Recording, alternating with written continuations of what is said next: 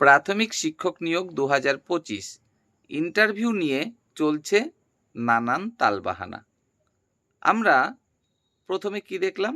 Interview বিজ্ঞপ্তি, আজ আসি কাল আসি, আজ আসি কাল আসি করে মাসের পর মাস এবং করতে করতে প্রায় 2 বছরের উপরে অতিক্রান্ত হয়ে গেল। প্রায় 3 বছরের কাছাকাছি বললেও ভুল বলা হয় না। তারপরে বিজ্ঞপ্তি তো এলো, কিন্তু সেখানে ভ্যাকেন্সি দেওয়া হলো কি খুবই সীমিত, অথচ ক্যান্ডিডেট সংখ্যা প্রচুর। মোটামুটি প্রত্যেক 4 জন ক্যান্ডিডেটের পেছনে চাকরি পেতে চলেছেন একজন ক্যান্ডিডেট, এরকম হচ্ছে পরিস্থিতি। যাই হোক, তারপরে বিজ্ঞপ্তির পরে ইন্টারভিউটাও শুরু হলো। ইন্টারভিউ কতদূর কমপ্লিট হলো ভোটের আগে পর্যন্ত? এই 40% বলা চলে, তার বেশি মোটেও নয়। অর্থাৎ এখনও 60% ন্যূনতম ইন্টারভিউ প্রক্রিয়া বাকিই রয়ে গেছে। যাই হোক, বাকি ইন্টারভিউর ডেটগুলোও দেয়া হয়েছিল। হ্যাঁ, আমি অনেকবার আগেই জানিয়েছি, যখন ভোট ডিক্লেয়ার হয়ে যাবে তারপরে কিন্তু ইন্টারভিউ চালু থাকার সম্ভাবনা অনেকটা কমে যায়। তো যাই হোক, আমরা দেখতে পেলাম অবশেষে ঠিক তেমনটাই ঘটল। বাকি যে ইন্টারভিউ ডেটগুলো ঘোষণা করা হয়েছিল বা বিজ্ঞপ্তি দিয়ে জানানো হয়েছিল, সেই ইন্টারভিউ আপাতত আর হচ্ছে না। সেই ইন্টারভিউ স্থগিত করে দেওয়া হলো। পর্ষদের পক্ষ থেকে বলা হচ্ছে এটা যারা ক্যান্ডিডেট আছে তাদের ভালোর জন্যই করা হচ্ছে। ভালোটা যে কি ভাই, সত্যিই আমার মাথায় অন্তত ঢুকছে না। আমরা এটাই বুঝি, আমরা চাকরির পরীক্ষার জন্য প্রস্তুতি নিচ্ছি, পরীক্ষা দেব এবং তারপরে চাকরিটা পাবো।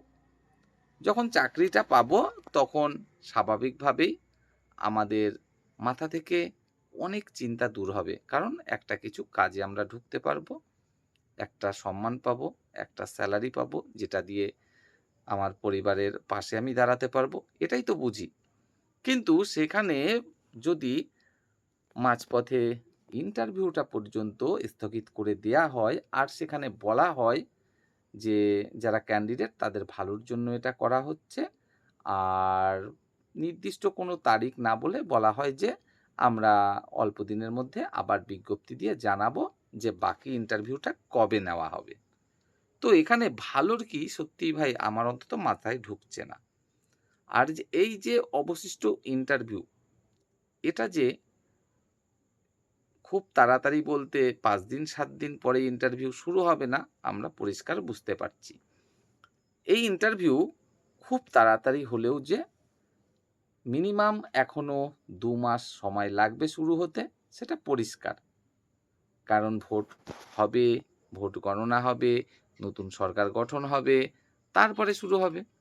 এবার বিষয়টা হলো এরকম, ভোটের পরেই যদি আবার ইন্টারভিউ শুরু হয়, তাহলে নতুন যদি সরকার গঠন হয়, অর্থাৎ যে সরকার টিএমসি সরকার এই নিয়োগ প্রক্রিয়াটা শুরু করেছিল, সেই সরকার যদি পাল্টে যায় তাহলে কি হবে? তাহলে কি ইন্টারভিউ প্রক্রিয়াটা বাদ হয়ে যাবে পুরোপুরিভাবে? এই যে নিয়োগ প্রক্রিয়াটা শুরু হয়েছিল এটা কি পুরোটাই বাদ হয়ে যাবে? আবার নতুন করে তখন কোনো সিদ্ধান্ত নেওয়া হবে নিয়োগ সম্পর্কিত? না, এত চিন্তার কিন্তু কোনো কারণ নেই। কেন এত চিন্তার কারণ নেই? দেখো, এই যে 2025 প্রাথমিক শিক্ষক নিয়োগ, যেখানে ভ্যাকেন্সি দেয়া হয়েছে 13,421টি। এই নিয়োগ প্রক্রিয়ায় এমন কোনো তো ব্যাপার নেই যে নিয়োগ প্রক্রিয়াটাকে পুরোপুরি বাতিল করে দিতে হবে। এখানে কোনো দুর্নীতি হয়েছে, নিয়োগ সংক্রান্ত যোগ্য ক্যান্ডিডেটকে বঞ্চিত করে অযোগ্যদেরকে চাকরি দেয়া হয়েছে, এরকম কোনো ব্যাপার তো ঘটেনি, তাই না? সবে তো মাত্র ইন্টারভিউ চলছে।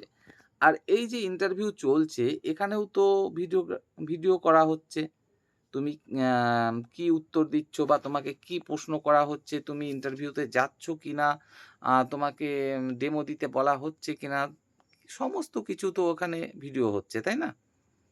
তাই এখানে এমন কিছু খারাপ ঘটছে না যে সেই কারণে পুরো ইন্টারভিউ প্রক্রিয়াটা বাতিল করে দেওয়া হবে বা এই নিয়োগ প্রক্রিয়াটা বাতিল করে দেওয়া হবে, পরবর্তীতে নতুন করে কিছু সিদ্ধান্ত নেওয়া হবে।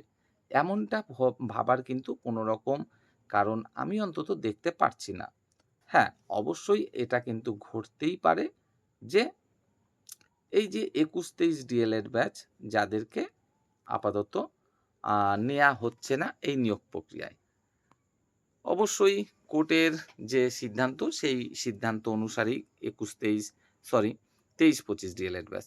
২৩-২৫ ডিএলএড ব্যাচকে নেয়া হচ্ছে না। কোর্টের সিদ্ধান্ত অনুসারেই। এবার সেক্ষেত্রে আমরা দেখেছিলাম বিগত সরকার যখন ছিল তারাও কিন্তু ২৩-২৫ ডিএলএড ব্যাচের বিপরীতেই ছিল। যে তাদেরও চিন্তাভাবনা ছিল এরকম যে ২৩-২৫ ডিএলএড ব্যাচ যেন অংশগ্রহণ করতে না পারে। তো আগামীতে যদি বাই চান্স অন্য কোনো সরকার আসে, তাহলে তাদের ক্ষেত্রে এই যে বিষয়টা এটা হয়তো নাও হতে পারে। যখন এরপরে হায়ার কোনো বেঞ্চে এই কেসটার শুনানি হবে, তখন হয়তো এটাও আমরা দেখতে পারি যে তখনকার সরকার পক্ষ আর সরকার পক্ষ যেটা চায় সাধারণত পর্ষদ সেটাই চায়। এটা তো আমরা প্রত্যেকেই কমবেশি জানি। তো যাই হোক, তখনকার পর্ষদ হয়তো উল্টো কোনো দিকে দাঁড়াতেই পারে। তখন হয়তো পর্ষদ এটা বলতেই পারে যে, "না, না ২৩-২৫ তাহলে অংশগ্রহণ করুক।" কারণ সরকার সেই সময়কার সরকার চাইতেই পারে যে, না ২৩-২৫ অংশগ্রহণ করুক। এটা ঘটতে পারে। আবার এটাও ঘটতে পারে যে, তোমার এনআইওএস ক্যান্ডিডেট যাদেরকে নেওয়া হচ্ছে না বলতে ইন্টারভিউ দিতে দেওয়া হচ্ছে না। তো তখন তো এরকম কোনো সিদ্ধান্ত হতেই পারে। পর্ষদ তখন অন্য কোনো সিদ্ধান্ত নিতেই পারে যে না, এনআইওএস ক্যান্ডিডেটরা তারাও এই নিয়োগ প্রক্রিয়ায় অংশগ্রহণ করুক। তখন পর্ষদ চাইতে পারে। কেন? সরকার যদি পরিবর্তন হয়ে যায় তখনকার সরকার যেটা চায় স্বাভাবিকভাবে পর্ষদ আ যেহেতু পশ্চিমবঙ্গ সরকারের একটা সংস্থা, তো তখনকার সরকার যা সিদ্ধান্ত নেবে সেই অনুসারেই কাজকর্ম করাটাই কিন্তু স্বাভাবিক। এরকম কিছু ঘটনা হয়তো ঘটতে পারে। তার মানে এই নয় যে পুরো ইন্টারভিউ প্রক্রিয়াটা বাতিল হয়ে যাবে বা পুরো নিয়োগ প্রক্রিয়াটা বাতিল হয়ে যাবে। আবার আগামীতে ২ মাস, ৫ মাস, ৬ মাস, ১ বছর পরে কোনো নতুন বিজ্ঞপ্তি দেয়া হবে এবং সেই বিজ্ঞপ্তি অনুসারে আবার নতুন করে আমাদেরকে ফর্ম ফিল আপ করতে হবে। ফর্ম ফিল আপ করে আবার চাতক পাখির মতো তাকিয়ে থাকতে হবে যে কবে ইন্টারভিউর বিজ্ঞপ্তিটা দেবে। তারপরে সেই বিজ্ঞপ্তি অনুসারে একটা ডেট দেয়া হবে। সেই বিজ্ঞপ্তির ডেট অনুসারে আমরা ইন্টারভিউতে যাবো। নতুন করে প্রস্তুতি নিতে হবে আমাদেরকে। এরকম কিন্তু ভাবার বা এত চিন্তা করার কিছু নেই। দেখো, আমি পরিশেষে এটাই বলতে চাইবো যে প্রথমত, যদিও বা রাজনীতি খুব একটা আমার পছন্দ নয়।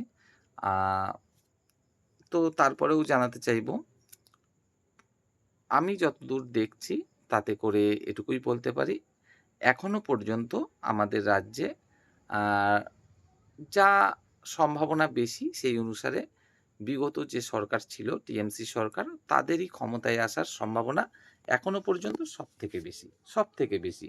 হ্যাঁ, অবশ্যই আম পরিবর্তন যে হবেই না, অন্য কোনো সরকার আসবেই না এমনটা নয়। কিন্তু সম্ভাবনা সবথেকে বেশি বা এগিয়ে আছে সবথেকে বেশি তারাই এখনো পর্যন্ত। আর বাই চান্স যদি কোনো কিছু দুর্ঘটনা ঘটেই যায় যে না টিএমসি আর সরকারে আসতে পারল না, বিজেপি সেখানে ক্ষমতায় চলে আসলো। সেক্ষেত্রেও এমনটা নয় যে পুরো নিয়োগ প্রক্রিয়াটা বাতিল করে দিতে হবে। বাতিল তখনই করা যায় যে যখন এই কোনো নিয়োগ প্রক্রিয়ার মধ্যে দেখা যায় যে প্রচুর ভুলভ্রান্তি রয়েছে। আর চলতি যে নিয়োগ প্রক্রিয়াটা যেখানে ১৩,৪২১ শূন্যপদ রয়েছে, এই শূন্যপদে যে ইন্টারভিউটা হয়েছে প্রায় 40% মতো বলতে পারো তোমরা। সেখানে কিন্তু কোনো রকম ভুলভ্রান্তি আমরা এখনো অন্তত দেখছি না যে ক্যান্ডিডেট না গিয়েই ইন্টারভিউ হয়ে যাচ্ছে বা কোনো ক্যান্ডিডেটকে ডেমনস্ট্রেশন দিতে দেওয়া হচ্ছে না বা কাউকে একটা মাত্র প্রশ্ন ধরে ছেড়ে দেওয়া হচ্ছে। এরকম কোনো ব্যাপার-স্যাপার এখনো পর্যন্ত আমরা দেখিনি। হ্যাঁ, সমস্যা যেগুলো রয়েছে এনআইওএস ক্যান্ডিডেটদেরকে ইন্টারভিউ দিতে দেওয়া হচ্ছে না বা ইন সার্ভিসদের নিয়ে একটু সমস্যা রয়েছে এবং ২৩-২৫ ডিএলএড যারা রয়েছে তাদেরকে নিয়ে সমস্যা রয়েছে। আর এইগুলো তো আদালতে কেস চলছে। আদালত যে সিদ্ধান্ত নেবে বা যে পক্ষ সেখানে জয়লাভ করবে সেই অনুসারে পরবর্তীতে সিদ্ধান্ত নেওয়া হবে, সেটা হচ্ছে আলাদা বিষয়। তবে খুব একটা চিন্তার কিন্তু কোনো কারণ নেই।